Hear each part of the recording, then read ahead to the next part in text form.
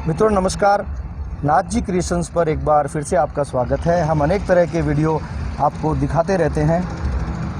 शारदीय नवरात्र जो है वो शुरू होने वाला है।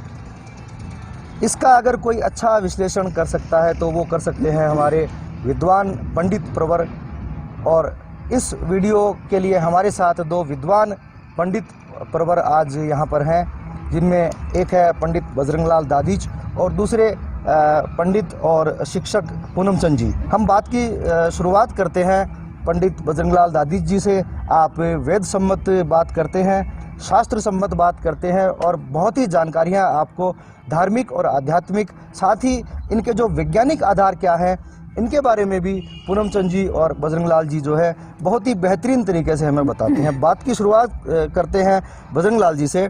बहुत बहुत स्वागत है पंडित जी आपका। नारायण नारायण। संसार में भगवान के द्वारा दिया हुआ ये जो शरीर जो 84 लाख योनियों में है, उसके अंदर शक्ति व्याप्त हो, परिपूर्ण हो, सतोगुणी वृत्ति बढ़ सके, इसके लिए जो आराधना की जाती है, उन रात्रियों को 9 विशेष छांटी हुई हैं।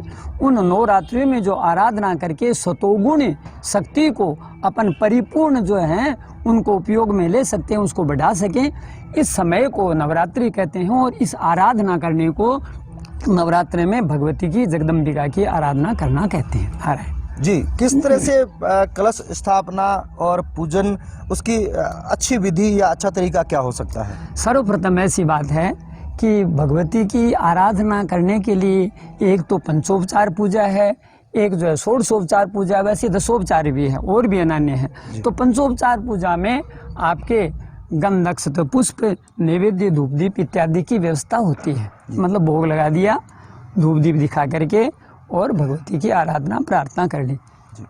षोडशोपचार में अपन स्नान इत्यादि, पंचामृत इत्यादि स्नान और फिर शुद्धोदक स्नान, वस्त्र, पुष्प इत्यादि से श्रृंगार करना, धूप दीप और नैवेद्य, आरती इत्यादि किए 16 उपचारों के द्वारा भगवती की आराधना। कोई भी देवता उनके लिए आराधना के लिए 16 उपचार हैं। कलश स्थापना, घट स्थापना जिसको हम बोलते हैं, अवश्य अवश्य। वो सर्वप्रथम गणपत्यादि अपन देवताओं की पूजा करके फिर घट स्थापन, जिसको अपन कलश स्थापन कहते हैं, अनान्य नामों से पुकारते हैं। उस कलश में सब प्रकार के वेद, सब जो है मूर्तियाँ, भगवती की जो है अनान्य शक्तियाँ वो होती हैं, और उसके ऊपर अपन विराजमान करते हैं घट स्थापन करके। और जब भगवती की जब आराधना अपन करते हैं 9 दिन के लिए, तो उनके लिए अनेक अनेक नाम है। वैसे प्रथमम शैलपुत्री च, द्वितीयम ब्रह्मचारिणी, तृतीयम चंद्रघंटेति, मुष्मांडेति, चतुर्थकम पंचमम स्कंदमातेति, षष्ठम कात्यायनी च, सप्तमम कालरात्रि च, महागौरीति चाष्टमम, नवमम सिद्धधात्री च, नवदुर्गा प्रकृतिता। ये 9 प्रकार की 9 दिनों में भगवती की इन नामों से अपन आराधना करते हैं जी। अच्छा, ऋतु परिवर्तन होता है, उन समय में भगवती की विशेष आराधना करते हैं। और आगे और क्या पूछा आपने? देखिए, एक थोड़ा सा सवाल मेरे मन में आता है पंडित जी, अवश्य कि आदमी फ्री होता है, 9 दिन टाइम दे सकता है, विधि सम्मत पूजा कर सकता है। बहुत से लोग ऐसे होते हैं जो ज़्यादा इसके डीप में नहीं जाना चाहते और वो अपने काम में लगे रहते हैं, या उनका इस तरह का काम होता है कि वो विदेश में बैठे हैं या वो घर पर नहीं रह सकते, स्थापना नहीं कर सकते। ऐसे लोग जो है मानसिक रूप से किस तरह से पूजा कर सकते हैं? अवश्य, जिनके पास में घरों में उतने दिन तक रहने के लिए व्यवस्था हो, या जो अनेक प्रकार के उपचारों से पूजा कर सकते हैं, वो तो करें ही करें। लेकिन जो अन्यत्र रहते हैं उनके लिए एक मानसिक पूजा है। मन में अपन जैसी इच्छा करें, जो भाव रखें, वही चीज़, जैसे भगवती का अपन ध्यान कर रहे हैं जी। अपने हृदय रूपी कमल में भगवती विराजमान है, अपने श्रेष्ठ सिंहासन उनके लिए लगा दिया, अपने उनके चरण कमल धोए, पंचामृत से ऐसी मानसिक भावनाएं हैं। अनेक प्रकार से भगवती की पूजा करने के लिए मन में भावना की, कनेर के पुष्प भगवती को अर्पित किए, अशोक वृक्ष के पुष्प अर्पित किए, ऐसे अनान्य ब्रह्म वृक्ष अर्थात पलाश का नाम ब्रह्म है, तो उनके पुष्पों के द्वारा भगवती की आराधना की। अपने फल इत्यादि जो है निवेदन, ये मन में कल्पना करके और शुद्ध आसन से, सुखासन से बैठ करके, रीढ़ की हड्डी एकदम 90 डिग्री हम जहाँ भी है, जिस भी स्थिति में, लेकिन जितने पवित्रता प्राप्त कर सकें। जैसे अपने पास जड़ है तो हस्त, चरण, मुख इत्यादि धोले में जल के द्वारा पवित्र हो जाएं और उसके बाद में जिस अवस्था में लेकिन सुख आसन से बैठ करके और भगवती के सामने आराधना करते हुए अपन मनोवांछित फल प्रदान प्राप्त करने के निमित्त अपन उनसे मन में भावना, शुद्ध भावना, तमोगुण को छोड़ दीजिए, रजोगुण को छोड़ दिए, सात्विक वृत्ति के अनुसार भावना करें, वही संपूर्ण पूजा हो गई। एक बात। दूसरी बात, अपने पास में यदि छोटी फोटो है वो भी सामने रख सकते हैं। यदि वो भी नहीं है तो ऐंग ह्रीं क्लीं चामुंडाई विचे, ये भगवती का नवार्ण मंत्र सर्वश्रेष्ठ है। ये सब प्रकार की शक्तियाँ प्रदान करने वाला है। सर्वबाधा विनिर्मुक्तो धन धान्य सुतान्वित मनुष्यो मत प्रसादेन भविष्यति निसंशय। इस मंत्र के द्वारा, बहुत सरल मंत्र है जी, इसके द्वारा आराधना की जा सकती है। भगवती के शरण में जाने के लिए एक श्लोक ये भी लिखा है दुर्गा सप्तशती में कि शरणागत दीनार्थ परित्राण परायणे सर्वस्यार्थी हरे देवी नारायणी नमोस्तुते। इस भावना के अनुसार अपन भगवती की पूजा करें। ये मानसिक पूजा जिस अवस्था में जितना अपने द्वारा जुट सके उतनी ही सामग्री के द्वारा माता तो परिपूर्ण मान लेती है, क्योंकि वो तो मातृदेवो भव, सबसे बड़ी गुरु वो ही है जी औरों का। जी। विशेष प्रयोग कोई नवरात्रा में अगर कोई करना चाहे, सामान्य पूजा सभी करते हैं पंडित जी, बराबर। विशेष प्रयोग, विशेष साधना, ये किस तरह से की जा सकती है? विशेष पूजा हो तो उसमें यम नियमों का विशेष पालन किया जाता है। जो व्यक्ति जिस कार्य के करने के लिए जो है आहूत होता है तो उसको उसका ज्ञान होता है, तो विद्वान आकर के क्या करेगा, आप उसके लिए कोई नवचंडी प्रयोग करा रहे हैं या आप सतचंडी करा रहे हैं या सहस्त्रचंडी इत्यादि, तो उसके विधान के अनुसार वो आपको विधान बताएंगे उसको, और उसके अनुसार उसका पठन जिस जिस कामना के लिए जो जो कार्य है उसका संपुट लगा करके और वो आपके द्वारा पूजा करा करके फिर आपकी साक्षी में, भगवती की साक्षी में आप बैठे श्रवण करो, कोई दिक्कत नहीं, और आराम से वो उसकी आराधना कराते हैं तो उसके द्वारा वो अभिष्ट फल प्रदान करती हैं। कोई को धन की प्राप्ति के लिए चाहिए, कोई को विद्या प्राप्त होने के लिए वो मन में मानसिकता हो, ऐसे अनन्य जो कुछ भी मन में कामना हो, संपूर्ण कामना हो। जिस तरह से एक छोटा सा बालक, अनजान बालक है और वो बालक माता की सेवा, किसी से अपने मन की बात नहीं, लेकिन माता उसके भाव को समझती है, और वही अपन एक श्लोक बोलते हैं जो सबके ऊपर है, त्वमेव माता च पिता त्वमेव, आप माता भी पिता भी हैं।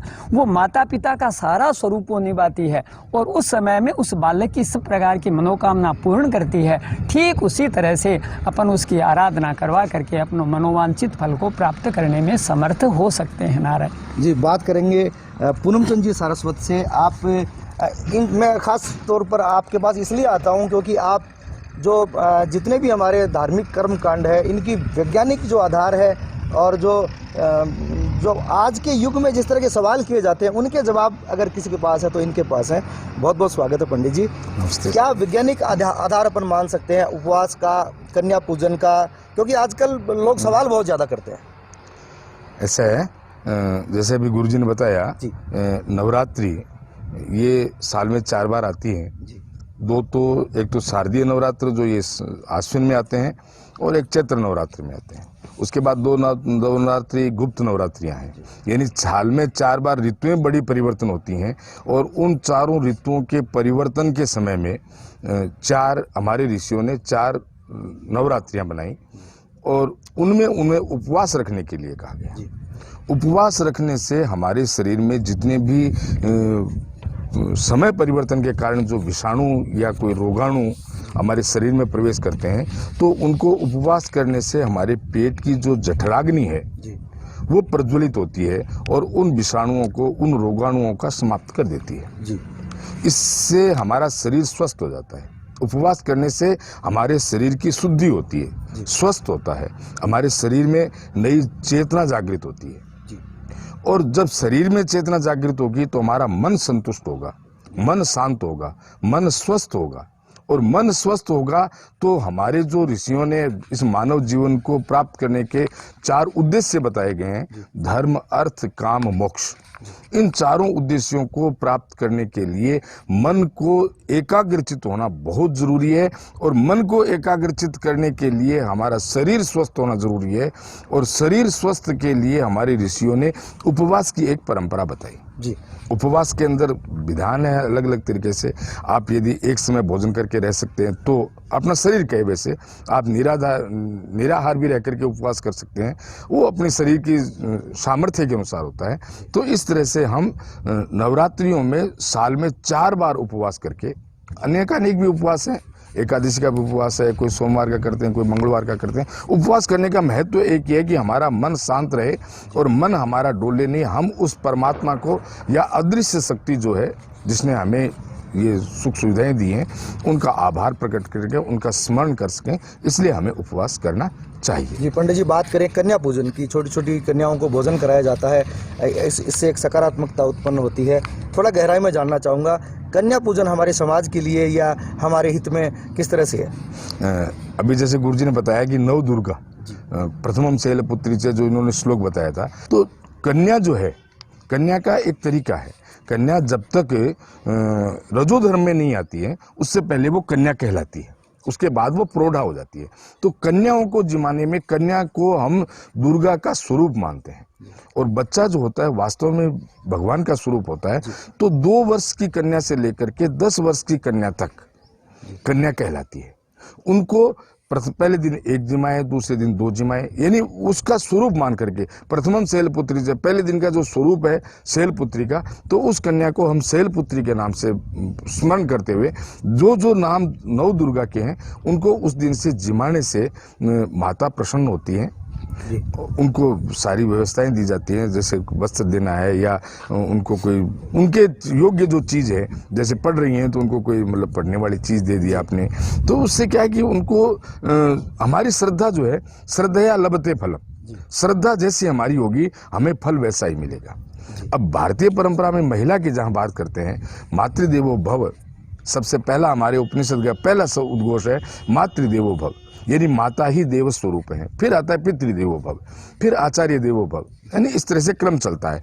तो महिला शक्ति जो है, जैसे कहा भी गया है, यत्र नार्यस्तु पूज्यन्ते रमन्ते तत्र देवता, शक्ति स्वरूप है। जो ये नवरात्रियां, ये शक्ति का पुंज है और इस पुंज को इकट्ठा करने के लिए, शक्ति को इकट्ठा करने के लिए नारी की पूजा की जाती है। देवी जो है वो नारी स्वरूपा है। वैसे यदि हम माने तो देवी मतलब वैयाकरण दृष्टि से देवी और देवता दोनों, देवी के वैसे स्त्रीलिंग में प्रयोग होता है, परंतु उनको पुल्लिंग में भी प्रयोग करें तब भी वो नहीं होता, क्योंकि वहां लिंग का कोई मतलब नहीं है। तो शक्ति के स्वरूप में है तो उसको मातृ मानते हैं। और आया है वृद्ध तक भी, वृद्ध माता बलप्रदा, अष्टोत्तर सतनाम स्तोत्र में आता है, कुमारी चेक कन्या च कैशोरी युवती यति अप्रौढ़ा चैव प्रौढ़ा च वृद्ध माता बलप्रदा। वृद्ध होने तक भी हमारे घर की जो महिलाएं हैं वो मातृ स्वरूपा हैं और उनका हम सम्मान करते हैं। और ये वास्तव में भी एक दृष्टि से देखें तो ये हमारे जीवन का जो मुख्य उद्देश्य है, धर्म अर्थ काम मोक्ष, गृहस्थी को चलाना, अपने परिवार को चलाना, तो एक ये रथ है। रथ के 2 पहिए होते हैं, वैसे ही हमारे जीवन के भी स्त्री और पुरुष के 2 पहिए हैं जी। दोनों बराबर जब चलते हैं तब वो रथ आगे बढ़ जाता है, और उसमें एक यदि कमजोर हो जाए तो फिर वो रथ बढ़ नहीं पाता। इसलिए महिला शक्ति को सम्मान देने के लिए, महिला शक्ति का उत्थान करने के लिए और उनका समाज की महत्व बताने के लिए ये शक्ति स्वरूपा देवी की पूजा की जाती है। ये बहुत बहुत धन्यवाद आप दोनों का।